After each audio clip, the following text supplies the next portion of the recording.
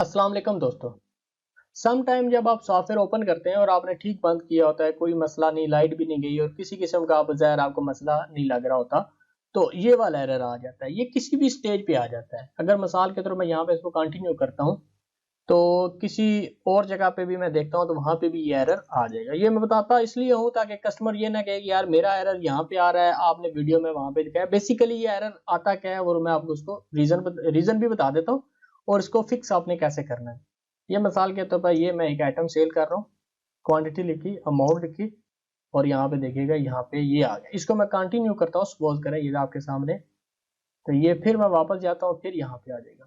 ये नहीं कि कहने का मकसद ये है कि जरूरी नहीं है कि आपको वहां पे आए, ये किसी भी स्टेज पे ये एरर आ सकता है। एरर को आप देखिएगा, could not allocate space for object log table test in database temp log because the primary file group is full.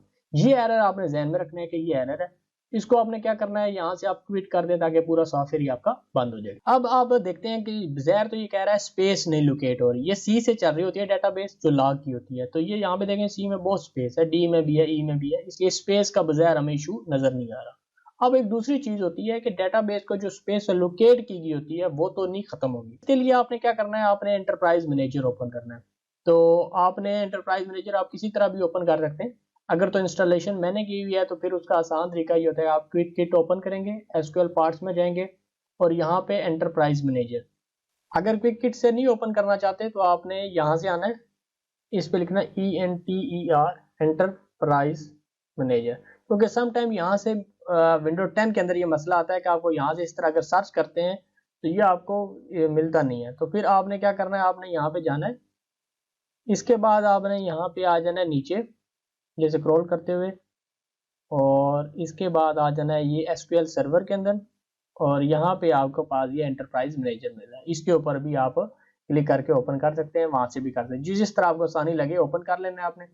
तो ये मोस्टली जो है ना एसक्यूएल 2000 ही चल रहा होता है, तो इसलिए आपने ये ओपन कर लेना है। और अगर आपका यहाँ पे ये नहीं आ रहा, इसको मैं डिलीट कर देता हूँ, सपोज करें ये, तो जब आप ओपन करते हैं तो यहाँ पे आ जाता है या वो आगे ओपन नहीं होता, तो आपने एसक्यूएल को डिलीट करके यहाँ पे न्यू एसक्यूएल सर्वर रजिस्ट्रेशन पे आना है, नेक्स्ट करना है, और यहाँ पे आपका अवेलेबल सर्वर के अंदर आपका सर्वर आ रहा होगा। अगर आपके पास एक से ज्यादा सिस्टम चल रहे हैं, यानी एक सर्वर और क्लाइंट्स है, तो ये आपने सर्वर वाले सिस्टम के ऊपर ये काम आपने करना है। तो ये सर्वर पे आपने किया, इसके बाद यहाँ पे क्लिक करना है आपने, नेक्स्ट करना है। इसके बाद लॉगिन का जो होता है वो होता है ऐसे ही हमारा, तो लॉगिन नेम और पासवर्ड IPOS9898, ये लॉगिन आपने कर लेना है, नेक्स्ट करना है, और इसके बाद आपने इसको फिनिश कर देना है, यहाँ इसको क्लोज कर देना है। ये आपने आ जाना है यहाँ पे डाटा बेसिस के अंदर आ जाना है आपने, और यहाँ पे इन्वेंट्री टेम्प, इन दोनों को आपने बिल्कुल नहीं छेड़ना। ये टेम्प लाग है, इसके अंदर ये एरर आ रहा है, ठीक है, उस एरर को आपने देखना है, ये टेम्प लाग के अंदर है। इसके ऊपर आपने राइट क्लिक करना है, यहाँ पे आ जाना है प्रॉपर्टीज के अंदर। इसके अंदर आपने ये डेटाबेस की फाइल्स हैं, यहाँ पे आपने आना है।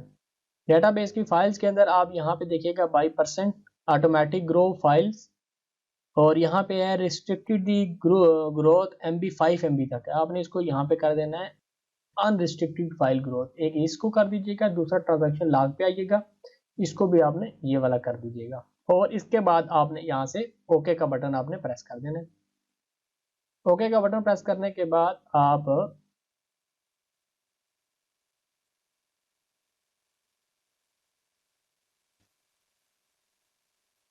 दोबारा हम सॉफ्टवेयर ओपन करते हैं।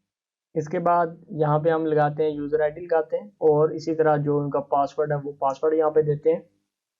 यहाँ पे देखिएगा कि ये एक एरर आ रहा था, वो एरर अभी दोबारा आप देखिएगा कि यहाँ पे नहीं आ रहा। पॉइंट ऑफ सेल पे चले जाते हैं, POS ID और POS पासवर्ड, लॉगिन करते हैं। इसके बाद यहाँ पे आ जाते हैं, कोई भी आइटम सेल करते हैं जिस तरह हम पहले सेल कर रहे थे, क्वांटिटी दी, रेट दिया, और ये, तो इस तरह आप ये जो कर सकते हैं। बेसिकली ये एसक्यूएल की जो डेटाबेस होती है ना, जिसका साइज किया होता है, लोकेट किया होता है, तो वो फुल हो जाती है। उसके बाद जब आप वो ट्रांजेक्शन करते हैं, सिस्टम जब इंसर्ट करता है उस डेटाबेस के अंदर, तो वो फुल का एरर दे देते हैं। तो ये छोटी सी वीडियो थी, आप इस एरर को इस तरह सॉल्व कर सकते हैं।